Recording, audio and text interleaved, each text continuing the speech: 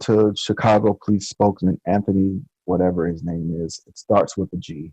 The actor told detectives he was attacked by two men near the lower entrance of the Lowell's Hotel in Chicago. Lowe's? Yeah, Lowe's Hotel in Chicago.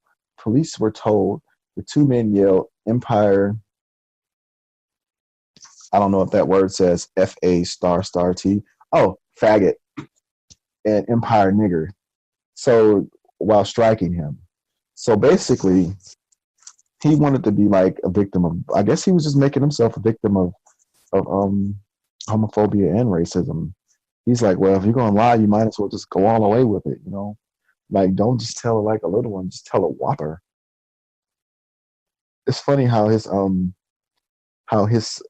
alleged or his make believe attackers kind of gave him, you know, they knew he was a star, like Empire faggot, like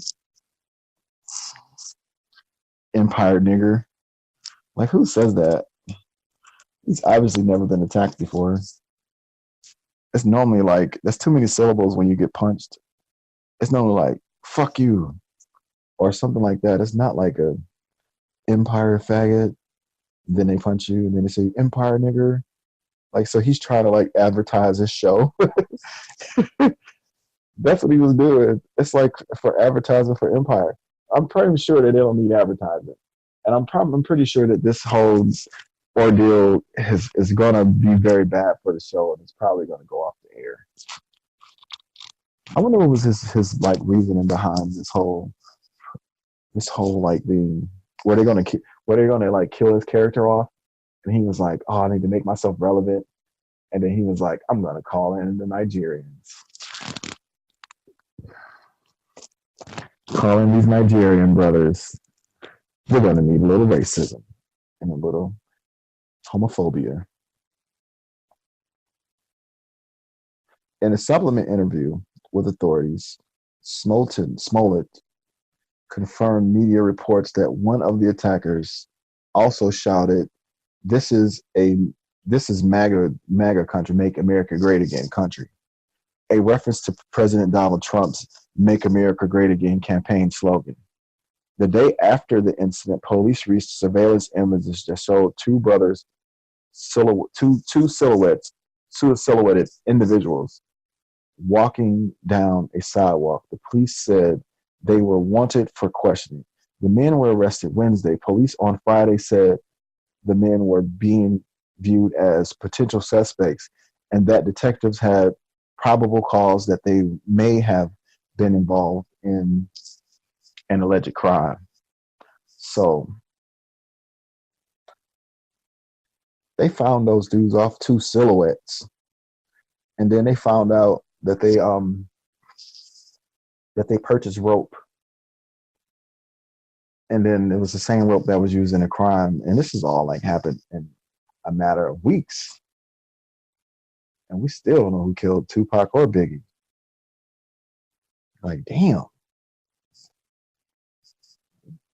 can we get some answers on the Tupac and Biggie thing by Friday night? I don't know. I don't know. This is insane. This is on another level of insanity. Like, this is. I mean, we can make. I can joke about it, but like, really, this is sick. It's that person. Something's wrong with that dude. Like, he don't need to be in the he does not need to be in the limelight. He does not need to be on television. He don't need to be a voice for anybody. Like, once this is over, he needs to apologize and go in like a hole and just never show his dumbass face again. I mean, or do like Tanya Harding, like kind of like pop up a few decades later and do the start doing reality TV, because he just made a fool out of himself, embarrassed his family and friends, embarrassed his LGBTQ community, and and the black community, you know, you know. So and really made small of like and kind of like hurt the cause of so many victims, so many actual victims of these crimes, and people whose voices have been heard, and to go out and orchestrate something, if it's true, because there could be a whole new development and be like, oh, wait a minute, those guys just so happen to buy a rope for their workout routine at the same place as, the actual racist people. I mean, you never know. All right, so you'll never know with this world. Things are crazy today.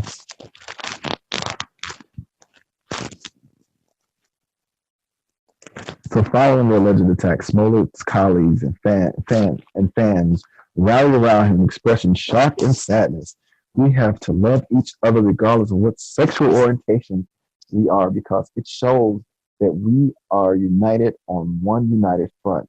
This is what Lee Daniels said, the creator of Empire, said in video posted on his Instagram, and a video posted on his Instagram page on January 29th.